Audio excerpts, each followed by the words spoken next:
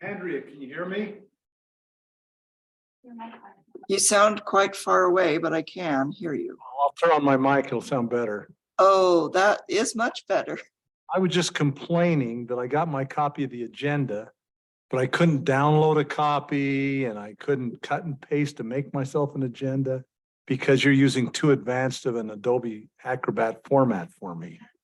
I don't know if anyone else has had that trouble, but we're too cheap out here to upgrade our Adobe Acrobat. There's a few selected individuals who could do it, but I'm not one of them. So if you could dumb it down to just regular PDF, it might be helpful. I'll see what I can do. Same goes with the minutes.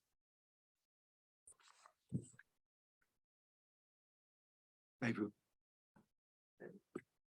I'm going to drop the agenda in the chat. Let's see if people can open it. Let's see.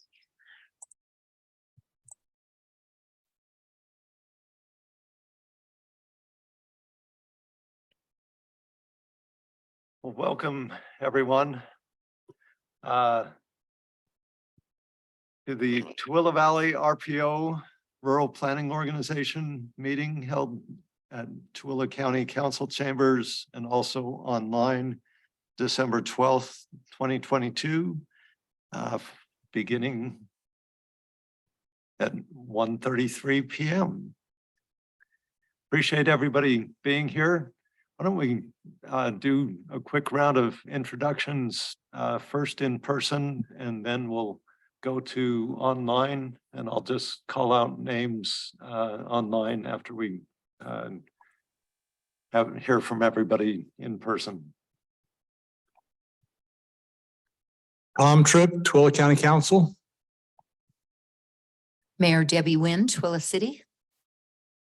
Andy Welch, County Manager. Brittany Lopez, Assistant County Manager.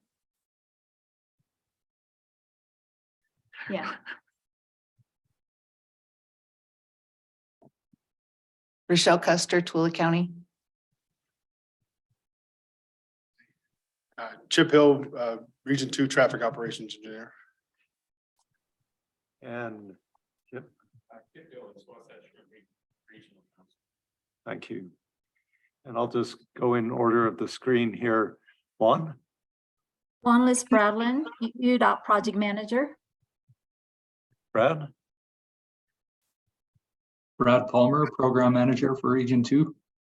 Matt, Matt Gray, Long Range and Strategic Planner at UTA. Jesse, Jesse Wilson, Grantsville City Manager. Councilmember Hamner, Jared Hamner, Tooele County. Jay, Aguilar, Long Range Planning Manager for UDOT. Andrea, Andrea Pearson, Wasatch Front Regional Council staff. Jim, Tooele City Community Development. Jared, Tooele City Economic Development. James, James Waltz, Grantsville City Public Works Director. and Paul. Paul Hansen, Tooele City Engineer. Thank you, everyone. Have I missed anyone? All right. First item on the agenda is the September 12th, 2022 meeting minutes. Any comments or questions regarding those? I would entertain a motion. I'm not going to entertain I'm not going to place a motion because I wasn't there. But I'm happy if Andy tells me those minutes are represented to vote in favor of them. They are. I'll make a motion to approve. I'll second. All in favor? Aye. Aye. Terrific. Jesse, who's representing Grantsville today? Is it you? It's James. Okay. Was that? Aye. Okay, thank you, everyone. Appreciate that. All right. And we'll go ahead and turn the time over to Juan for a Mid-Valley Highway environmental update. Oh. I'm hoping to be able to share my screen, but I'm not able to.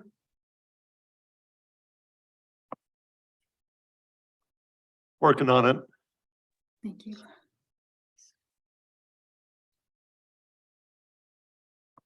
So Okay. that'll likely be the case for me as well. Brittany, if you could make it happen so that I can share later. Thanks.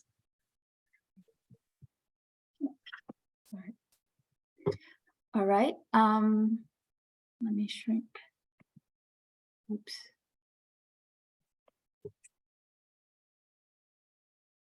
Okay. So, update. I'm here to give an update on the Mid-Valley Highway environmental assessment study to look at possibly realigning Mid-Valley Highway Phase 2 south of SR 138.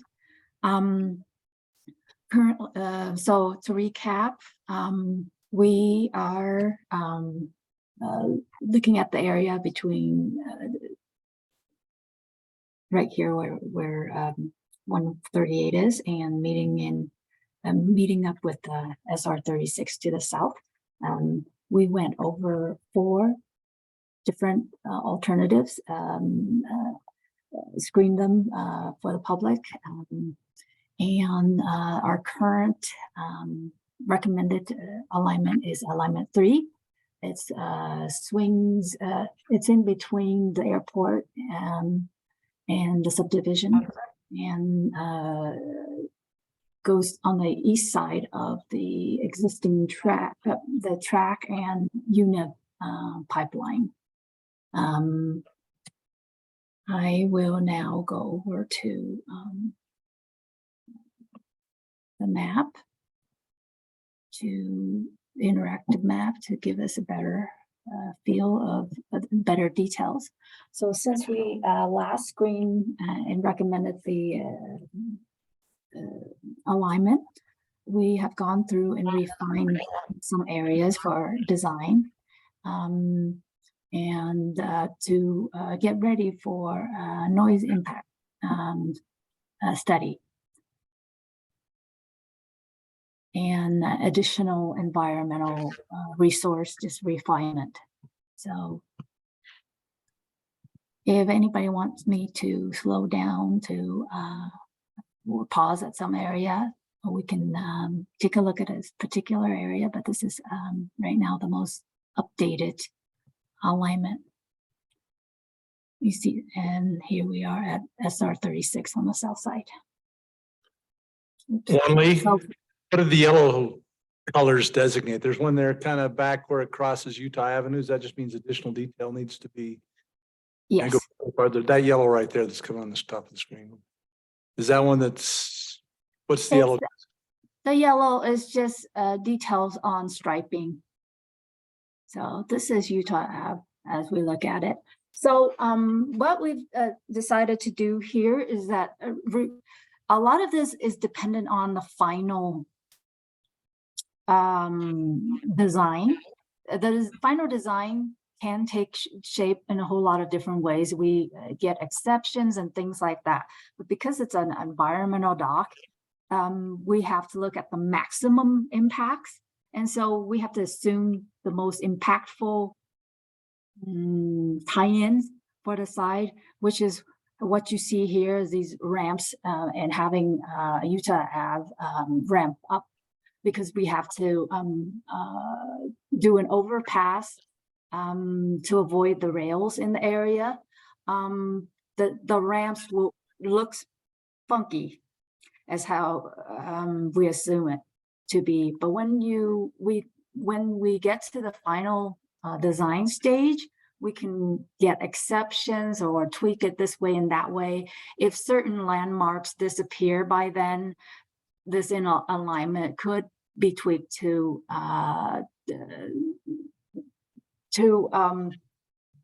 change. And so there are environmental resources right now, right in the area, plus the railroad we have to avoid. And so this area, we're going to put a box around it for maximum footprint impacts, and then have some sort of language saying that it will depend on final design, and that when you do final design, you're going to have to file some sort of environmental just update for this area. If that makes sense. Yes, thank you. Okay. So we're back to, if no one wants me to take a look at this any further. So currently we're finalizing still and hoping to have a draft environmental doc here in January to circulate for the various reviews. So we're projecting to have the draft document ready for public review and the public hearing in early April. April 5th and 6th is where we're currently tracking with final document following there in late spring. So with that, any questions? You did mean April, correct? Yeah, April 5th and 6th is where we're tracking the public hearing. Understand that you might have another public hearing for within the area for this county about the same time. Good question. Remains to be determined. We will try our best to coordinate with region and central planning and with the Mid-Valley Highway and see where we land. So I understand after speaking with the environmental team that we cannot have a combined public hearing, but it could be one following the others because it has to be distinct, its own public hearing. But we can have a table at our public hearing just to follow through, or we can overlap a little bit, but we can't, each must be its own. Got it. Thank you. That's good to know. Okay. Let's see. Any questions for Juan in regard to this environmental update? Juan, I think there was going to be another shareholder meeting about the end of January. Is that still on, or has that been? So we will hold a stakeholder meeting group prior to the public hearing, just to get the final, the draft presented before the actual hearing. So that would be probably March.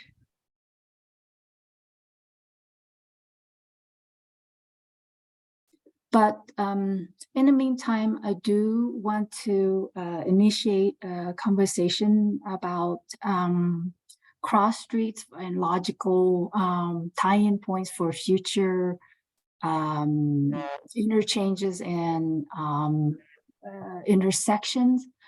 We don't necessarily need it right away for our environmental document, but it's a good idea for the community to go through and keep in mind and update your long-range plans in such a way that it will work well with that, so that Mid-Valley Highway will work well with your community so you can access it properly.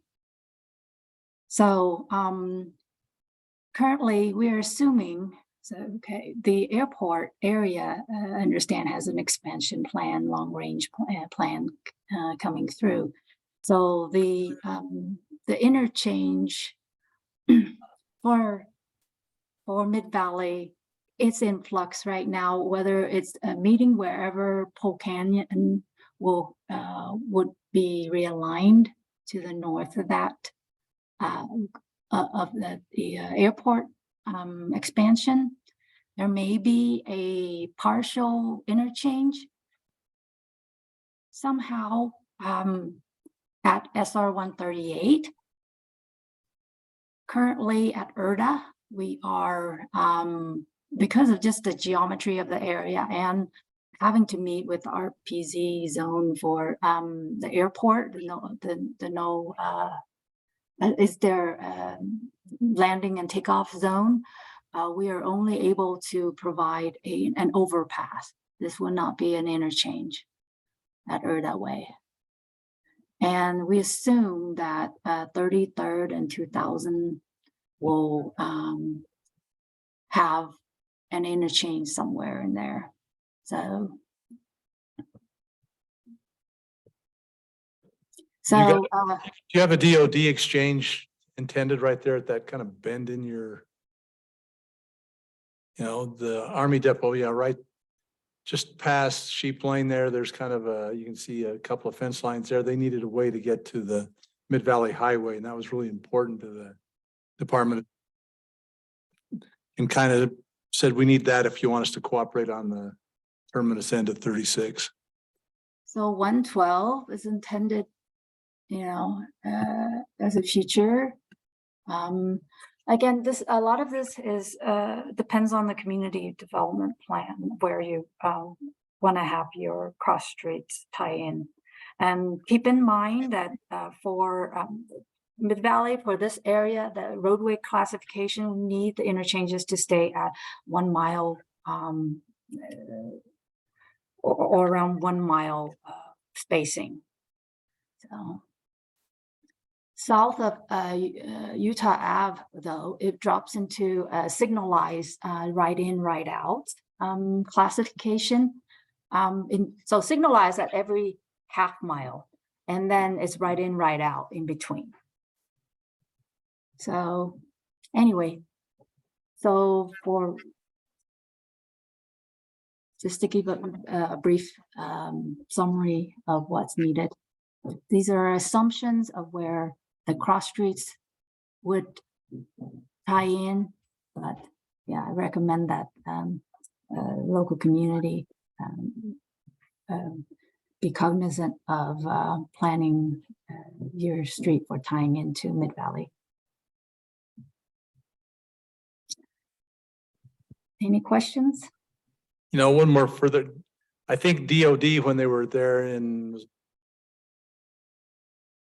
they wanted to make sure that you brought that connection to 36 as close as you could to the, move that a little bit farther north if you could, just so you didn't separate their ground. Or is this the new realignment that's already been moved farther north? This is the most updated.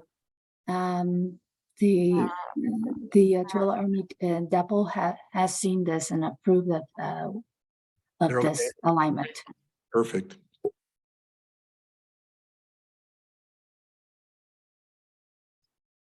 Thank you very much, Juan. So if I'm hearing correctly, it would be good for the local governments to have some look at these cross streets and potential interchange locations and see if they can either align their plans or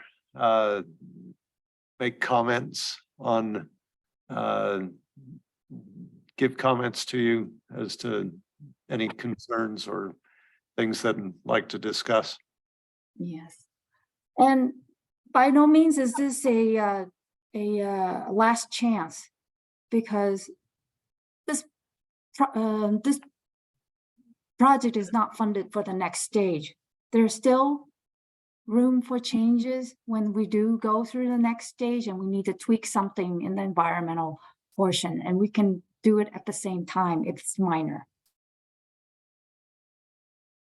as the active design. So that's why I just want to advise, if you can get a head start on it now, so that whenever that happens, it can be done at once. Juan, are there any at-grade crossings that'll be affected by this? At-grade railroad crossings? Currently, with this alignment, no. At Utah Ave, we're intending to go over them. Okay, great. Thank you.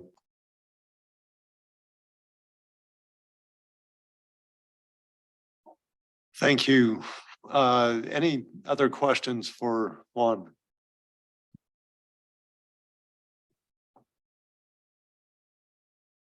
Terrific. Appreciate it very much. That's helpful, and encourage everyone to take advantage of opportunities for early input. So appreciate that. Any items in the chat that we need to follow up on? Okay. All right. Thank you.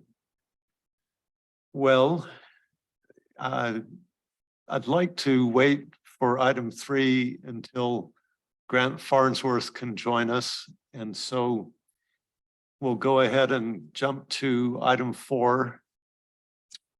And let me give a little context. So you may recall over the past year, the RPO has had some discussion, and you've given some input on the initial active transportation plan or bicycle route plans for the valley. And we've incorporated that. I'm guessing we've probably missed a comment or two, but hopefully we incorporated most of the comments. And if Andrea would go ahead and share her screen, we'll show you both the phasing map. Well, the phasing map first with the bicycle routes with proposed phasing out to 2050. Yeah. Any chance we can make that or zoom in a little? Excellent. Yeah, so maybe we'll look at the north half roughly first, or looks like we can look at most of the valley there. And you're welcome to make any comments now.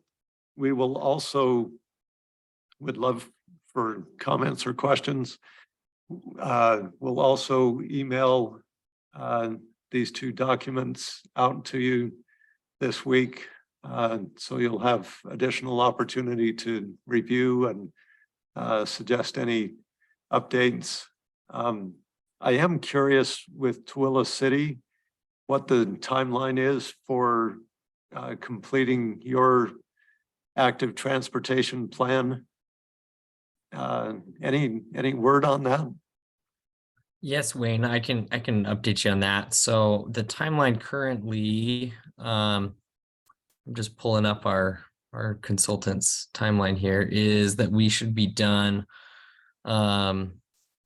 fully completed by end of summer in 2023.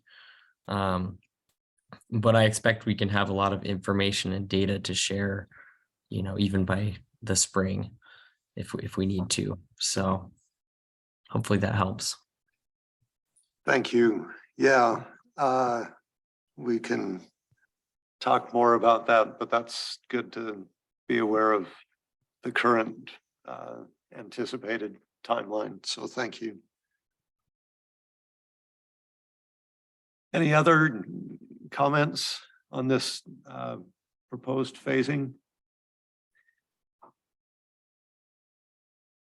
From my perspective, the phase 1, the red shown on the map, looks like a decent core connected network. for bicycle routes. Obviously, the part of the intent of having this plan in place is for local governments to be able to pursue funding for implementation, design and implementation on bike routes. And so in particular, if you have any comments or concerns about the phase 1 projects, that would be most welcome. Hey, Wayne, I've got a quick comment. Please. So I think Vine Street in Tooele City, it shows as phase 1. That is existing. I think at least for the most part. So we could probably change the color of that from red to green for existing. And then I also noticed that Mid Valley Highway, we're using the other alignment. So maybe once we do have once we're able to get that updated alignment that Juan Lee just showed, we could adjust that as well, probably.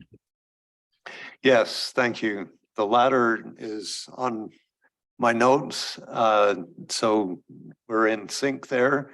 And thank you for the comment on Vine Street. Is that the entire length of Vine Street or that's existing, or is it part of it? I can go check. I can check on that for you. I know, I'm pretty sure most of that does have an existing buffered bike lane, but I can verify that and send you an email. Terrific. The bike lane goes from 100 east to 1200 west. Okay. So I guess mostly the western part is existing then. All right. Thank you. Thanks, Jim. Yeah. Thanks, Jim. Thanks, Jared. 12th west to 100 east. All right. Great. Andrea, do you want to bring up the route type?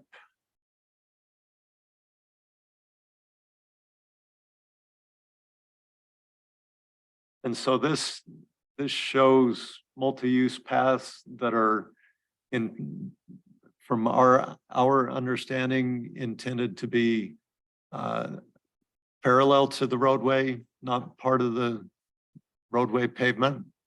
And then it also shows on-street routes. And again,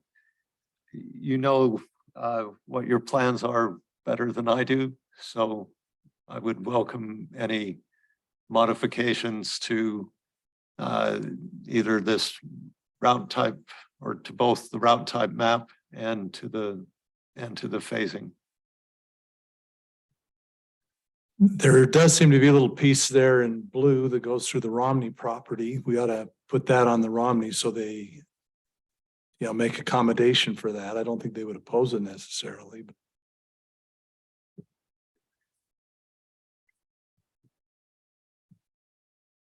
true. Thank you. Any other comments or questions on that? All right. Well, we will,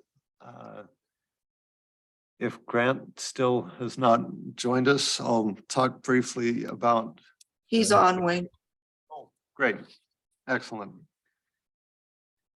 So I'm afraid I've got quite a bit of context to give you before we show the next map. So that'll conclude our active transportation discussion. But the objective with this highway phasing discussion today is simply to have some initial discussion, not reach any conclusions. So I'll provide a bit of background and context, and before asking Andrea to share a map and having some discussion with everyone.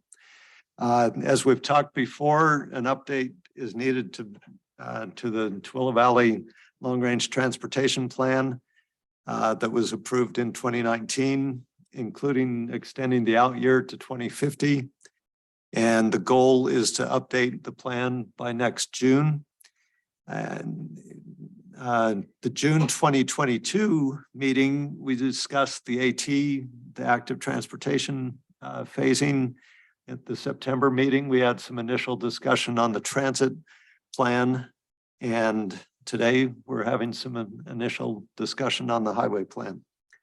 An important fact to keep in mind is that this map we'll share is needs-based. It does not include any assumptions regarding anticipated revenues. So there's no financial constraint. For example, over the next few months, UDOT will be looking at anticipated revenues for highway capacity across the state. And we all know there's never enough revenue to address all the needs, which means that many projects, or at least a number of projects, will have to be pushed back in phase in the financial constraint version of the statewide long-range plan. But this is needs-based today, and then the RPO plan is also needs-based. The current plan, and Jay, you feel free to correct me if I'm misstating this, but I think the current plan is to have an official public comment period next spring on the draft statewide financially constrained plan, which will include state facilities in Tooele Valley. So the RPO plan includes both state facilities as well as local facilities. The local governments have primary responsibility for pursuing plans and the timing of capacity additions on local facilities. And of course, UDOT has primary responsibility for those for pursuing plans and making final decisions on the timing of capacity additions to state facilities.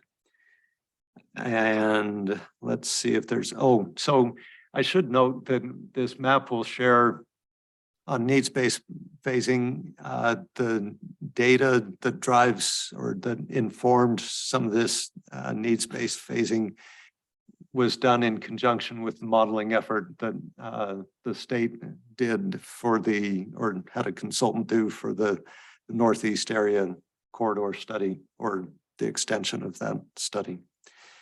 So with that background, any comments or questions on that context or background? Hearing none, would you go ahead and share that, Andrea? Thank you. How's the size? If you'd zoom in a bit, that would be terrific. Or The zoom is fine. Maybe just move south a bit. Yeah, that's good for now. Wayne, will these maps be going out as well with the bicycle maps, phasing maps? Yes, that's our intent. And you'll notice that title at the top, preliminary draft, needs-based. So as long as nobody takes it for more than a starting point, yes, we will. Thank you. And so with that, so the red is roughly 2021 or 2023 to 2030, 2032. The blue is phase 2 out to 2040-ish, and the yellow is phase 3 out to 2050.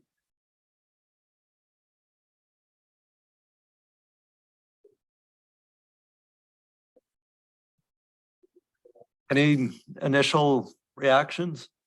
Yeah, let's go up to the north end of that again.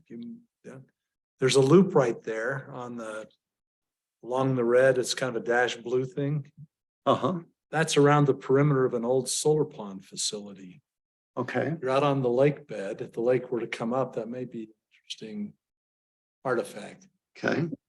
Thank you. Good to know.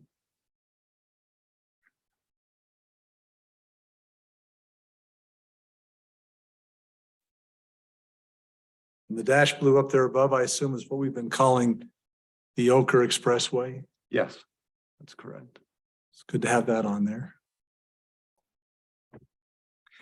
I'll note those 3 lines along I-80 between State Route 36 and State Route 201. The red represents the eastbound auxiliary lane that's scheduled for widening in 2025 or 28. One of those two, Grant? Brad could probably correct me on this, so he's unmuted, I'll let him say it. Yeah, the eastbound is in 28, and then the SR 36 southbound is the sooner one that's more in 25. All right. So the 2028 is northbound 36, that red, most of that red on State Route 36, and then the red on I-80, and then southbound 36, that red is 2025. Yes? Yes, correct. Okay. And then do you want to talk a bit that this blue line on I-80 represents shoulder running on I-80? Do you want to talk a bit about that, Grant? Yeah, we did a concept where we have space in the median in between the 2 directions. And so that's basically looking at using that width to provide a shoulder that could be used during peak hours or incidents for vehicles and provide additional capacity. So that would be a project to be done in phase 2 in 10 to 20 years. And then the yellow dashed line in that same corridor is the State Route 201 extension. Right, or we have a few options with that northeast study that you're referring to that looked at widening I-80 or having a bypass lane adjacent to I-80. So yeah, a few different options. All right. Any other comments on any of the local facilities? We've got the 33rd Parkway in phase 1 and 400 West in phase 1.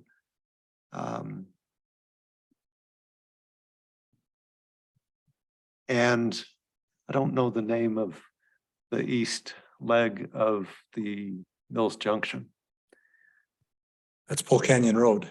Okay, so it continues as Pole Canyon east of 36. All right. Kind of a general question here. The county does have some corridor preservation funds. It would seem appropriate to look at the priority sites on that and establish some corridors for the future. We'd like, I assume, some input or evaluation, because we do have, a reasonable amount of money we can do to do corridor preservation if you guys have got some more specific suggestions. I'm glad you brought that up, council member. Yeah, I mean, one option, if there are priorities or if there's items or facilities, future facilities where you want to specifically call out the corridor preservation ought to start now. We could put those in a different color or put a parallel line to them or somehow identify those. So Otherwise, you'll get development that'll make it either more expensive or impossible to do. Yep. So if there's pinch points, let us know. Let's get those first. Sounds good. That's one item we're considering in our long range plan of, especially with Mid-Valley Highway phased, just seeing if some of that corridor preservation or corridor can be preserved from a right-of-way standpoint sooner than the construction funding just comes along. Right. Great. Well, any other comments? Thank you. Any, thank you, Jay. I forgot to mention that. Make sure that local zoning and land use maps reflect those right of ways that are shown here, or that once it's there's enough confidence around it. Yes, that would be wise. Mid-Valley Highway on that picture, of course, isn't quite right either. Yes, that's very true. And we can talk about the timing for updating that, but yeah, for the time being, it's just the old alignment, but that will, if we're ready now to update that to match the environmental work, then that's happened so far. That would be good as well. Jay, Grant, any other comments? I guess I'll ping one.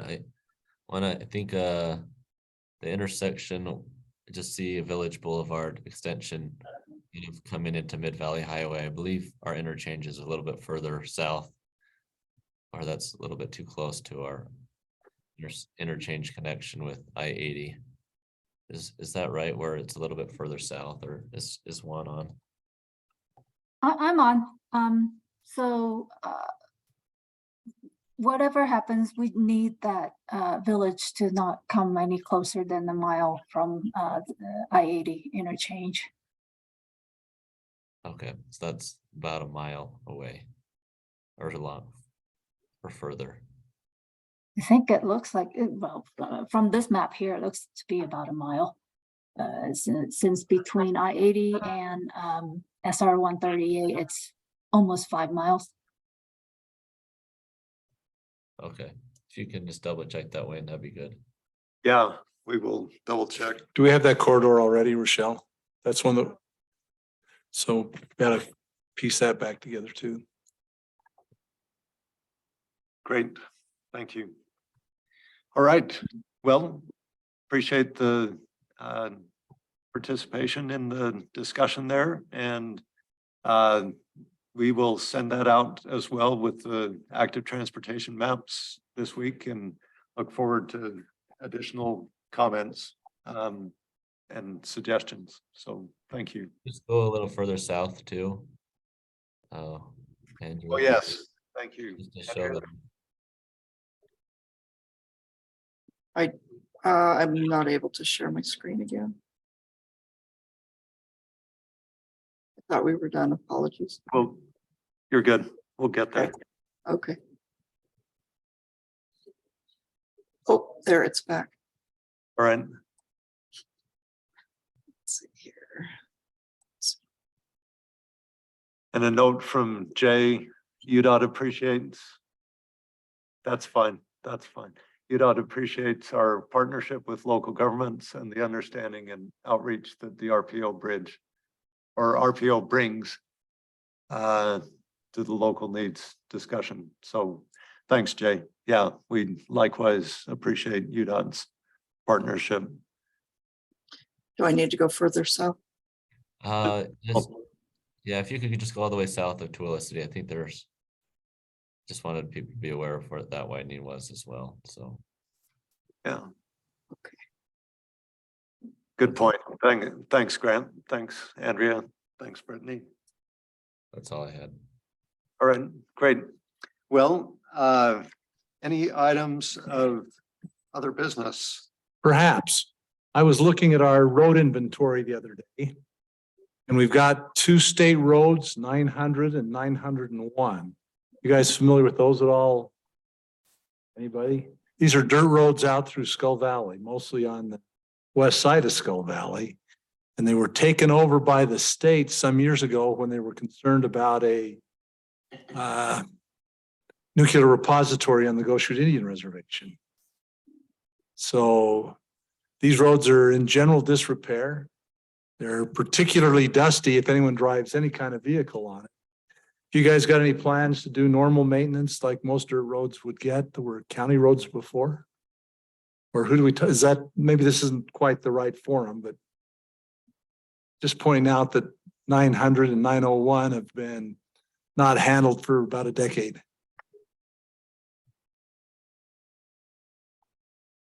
Any familiarity with that, Brad? All right. Well, Not aware of those roads either.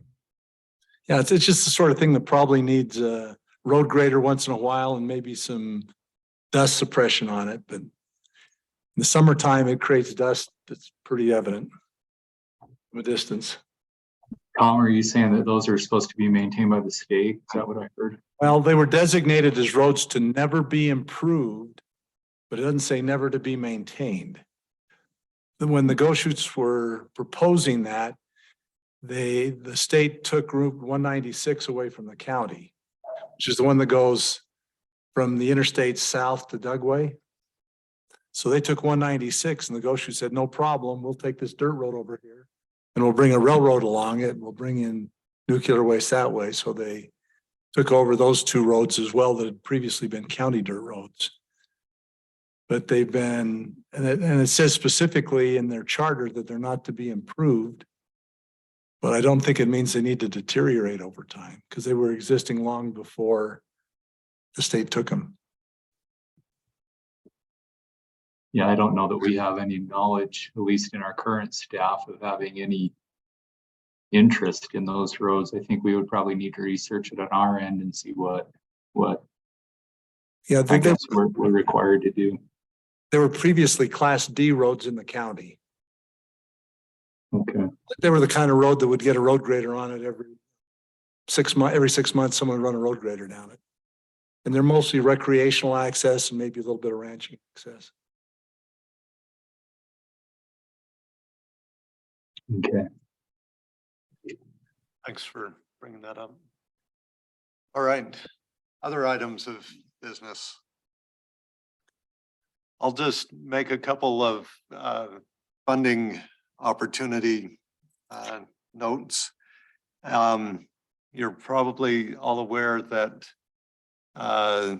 the applications for funding that goes through the administered by UDOT goes through the Joint Highway Committee. Those applications are due Friday, January 13th by 5 p.m. As well, that includes surface transportation program and statewide transportation alternatives program funding. And then I believe, Brad, correct me if I'm wrong on this, but I believe there will be a notification sent out for transportation alternatives program funding through Region 2 sometime in January. Is that? Yeah, that's correct. We're working on trying to get that in place right now. We're setting up a website where you can actually apply online and upload documents and things like that. But we should have about $1 million of TAP funds to allocate this year. So it's a pretty significant amount. And yeah, we're shooting for January. Hopefully we can hit that. But an email will be sent out to all the local governments. I think we've got several emails for city staff, mayors, things like that. So just watch through your cities for that notification to come. All right, thank you. Yeah, and so that funding through Region 2, if I'm not mistaken, is state funds, and they'll be looking for about a 40% local match. Is that right? Yeah, that's correct. We'll provide up to 60% from the state and require the locals to provide 40. And I'll just mention this because if it wasn't for WFRC, this would be a federalized program this year. WFRC was very gracious to swap some money color with us so that we could keep this a state money program, which makes it a lot more flexible for everybody. So we appreciate that with WFRC. You bet. Thank you. Yeah, and the funding that I mentioned earlier, it's through the Joint Highway Committee, or the Joint Highway Committee advises on selection of that. Those are typically federal dollars with a 6.77% local match. All right, well, if there's no other business, next meeting is scheduled for Monday, March 13th at same time, same place. Thank you again, everyone. Appreciate your participation and sharing of information and asking questions. So we will conclude with that. Thank you. Merry Christmas, all. And to all a good night. Merry Christmas.